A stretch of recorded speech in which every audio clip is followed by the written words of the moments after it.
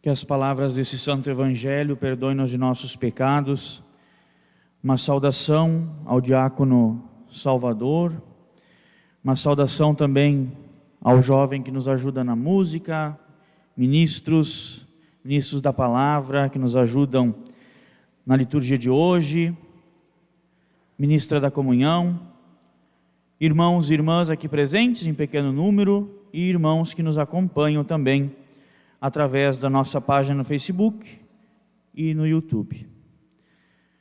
Quinto domingo da Quaresma, nós estamos nos aproximando do fim deste tempo quaresmal, deste retiro que anualmente a Igreja, na sua pedagogia litúrgica, nos apresenta. Já no próximo domingo nós vamos estar iniciando a grande Semana dos Cristãos, a Semana Santa. Próximo domingo será o domingo de Ramos. E a liturgia de hoje nos vai convidando já a voltarmos o nosso coração, nossos olhos para esta hora de Jesus, esta hora suprema de Jesus que se aproxima. Aliás, o Evangelho de hoje insiste reiteradas vezes nesta hora de Jesus. A primeira leitura do profeta Jeremias já acena para esta realidade, a realidade da aliança. A hora de Jesus é a hora da aliança, é a hora em que ele sela esta nova e eterna aliança. Nós podemos dizer que a aliança, ela se dá pela fidelidade e pela obediência. Serei o seu Deus e eles serão o meu povo.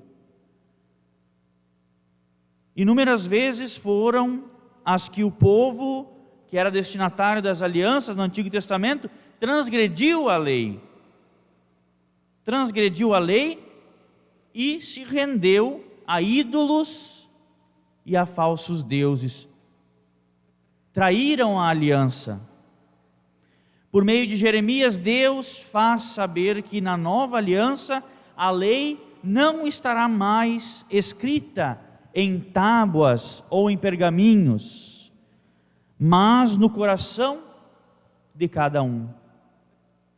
Será então, nas palavras de Jeremias, a plenitude da revelação.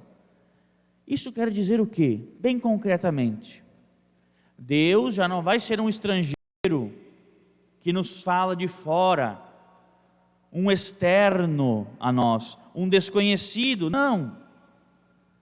Deus, na plenitude dos tempos, quando enviar seu Filho, vai se nos revelar, e mais do que isso, vai se unir a nós, estará intimamente unido ao ser humano. Este é o destino que anuncia o profeta Jeremias, e que vai se concretizar em Jesus. Em Jesus, a humanidade vai ser chamada a unir-se a Ele, unir-se a Deus, totalmente. Esse é o grande mistério da comunhão. Comunhão do ser humano com Deus. A segunda leitura da carta aos Hebreus nos apresentava o modo através do qual a nova aliança se dará. Então nós vimos, o profeta Jeremias anunciando a nova aliança. Como vai se dar esta aliança? Pela obediência a Deus. É o que ele nos diz, e nós ouvíamos na leitura de hoje. Cristo dirigiu preces e súplicas, com forte clamor e lágrimas, e foi atendido. Cristo se dirigiu, diz a leitura aos Hebreus, àquele que o podia livrar da morte, e foi atendido. Alguém poderia dizer assim: Cristo foi atendido? Cristo foi atendido mesmo? De que modo Cristo foi atendido? Com certeza, não exatamente no mérito daquilo que ele estava pedindo. Lembram na agonia do Getsêmani o que ele disse? Pai, se for da tua vontade, se for possível, afasta de mim este cálice. Deus o ouviu, diz a segunda leitura. Como assim o ouviu? Se ele morreu. Deus o ouviu.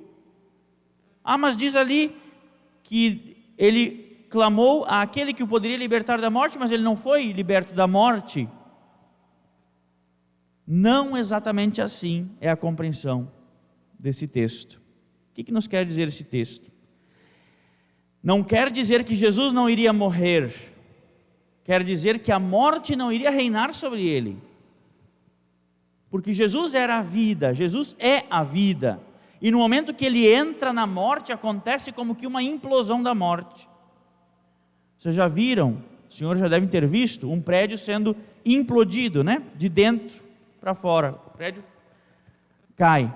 Assim aconteceu com a morte, porque Jesus era a vida, entrando na morte, penetrando na morte, a morte foi implodida, de dentro para fora. Ou seja, aquilo que a morte causava, ou seja, a morte eterna, já não é mais assim. A nossa morte física já não significa morte eterna. A nossa morte física, a partir de Cristo, significa passagem para uma vida nova.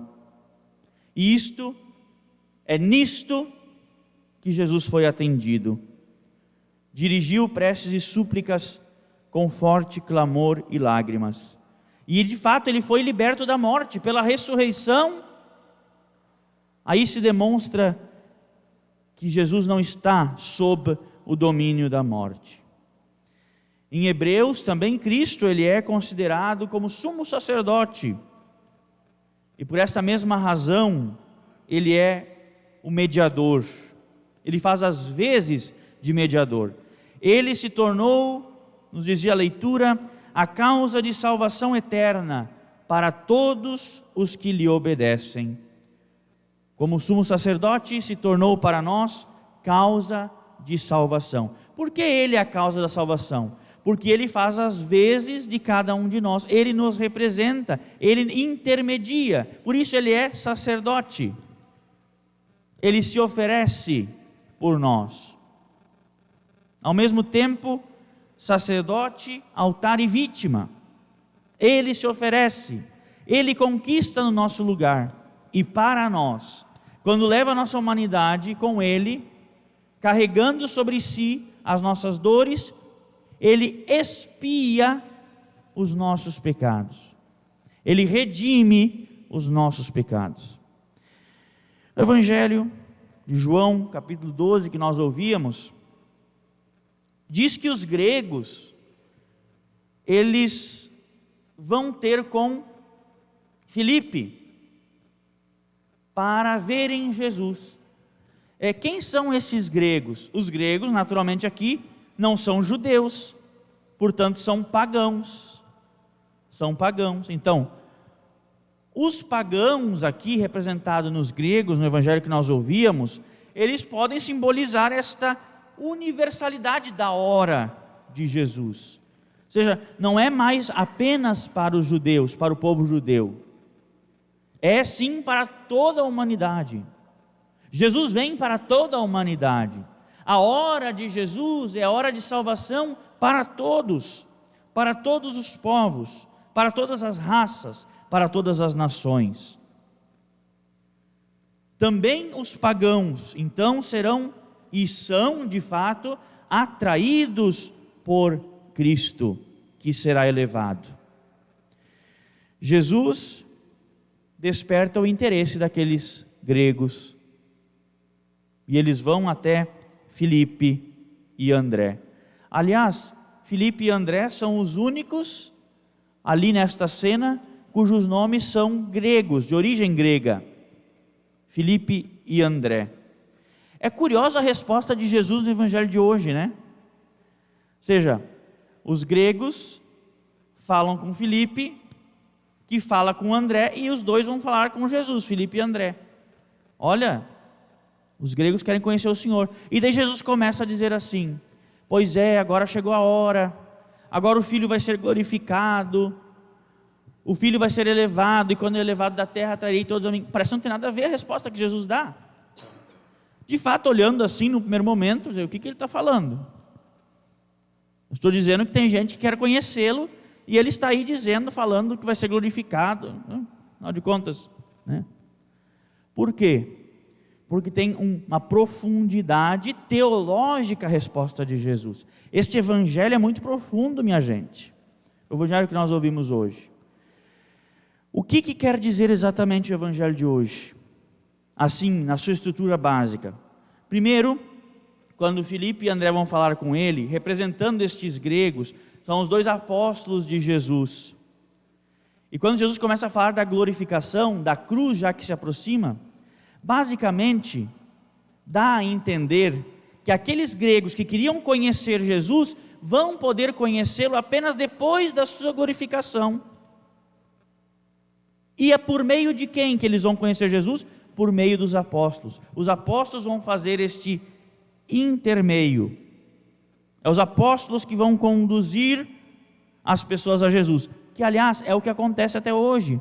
É por meio dos sucessores dos apóstolos, é por meio da igreja que nós conhecemos Jesus. A igreja é esse instrumento através do qual nós conhecemos Jesus. Ainda no evangelho de hoje, nós ouvíamos sobre o grão de trigo. Meus irmãos, a força da vida que sela a nova aliança, mediante o sangue daquele que é, como eu dizia antes, sacerdote, altar e vítima, que é a hora suprema da elevação, será como que o grão de trigo. Da morte do trigo resulta a força da vida, o fruto. Se o trigo não morre, se o grãozinho de trigo não morre, não se abre todo, não haverá vida, não haverá fruto. É preciso morrer aquela semente para que então haja o fruto, senão é estéril. Então vejam, interessante o paralelo que Jesus faz. Então ele é este grão de trigo, mas mais que isso, a cruz ela é a glória de Cristo, não obstante se nos apresente como uma derrota. Parece uma derrota. Você olha para a cruz, como pode da cruz vir a redenção? Pois é, para nós hoje isso é bem familiar. Mas pensem bem para aquelas pessoas da época.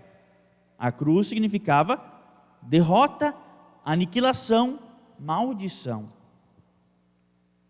E a cruz vai ser este instrumento através do qual Deus fará surgir para a humanidade a nova vida. Na aparente derrota, na morte do grão de trigo, é que virá o fruto. Na morte do Filho unigênito de Deus, é que virá o fruto da redenção eterna para nós. A força da vida eterna. Para finalizar, quem sabe a exortação do Evangelho sirva para nós. Jesus diz assim: se alguém me quer servir, siga-me. Jesus está falando aqui do quê? Da sua glorificação. O que é a sua glorificação? É o momento da hora. O que é a hora? É a hora da aliança. Como se dará a hora da aliança? Pela sua entrega total. Jesus está dizendo, siga-me. Quer dizer que aqueles que desejarem servir e seguir Jesus, deverão estar com Ele. É o que Ele diz, onde eu estou, estará também o meu servo.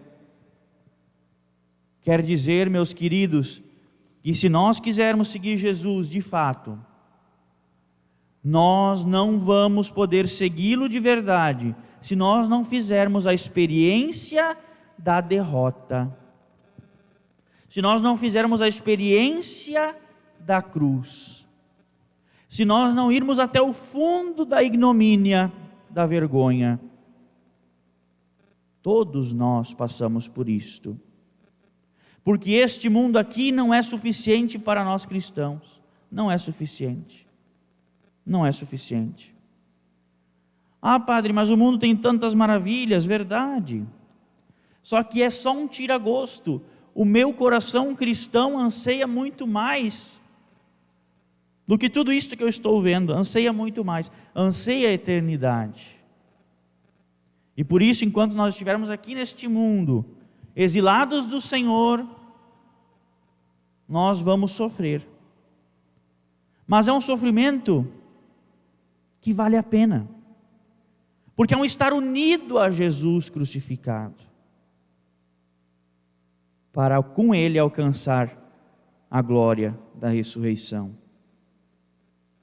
Se a cruz bate à nossa porta, como aliás está batendo a porta neste momento, com esta pandemia que nós estamos vivendo, e com tantas outras situações da nossa vida pessoal concreta.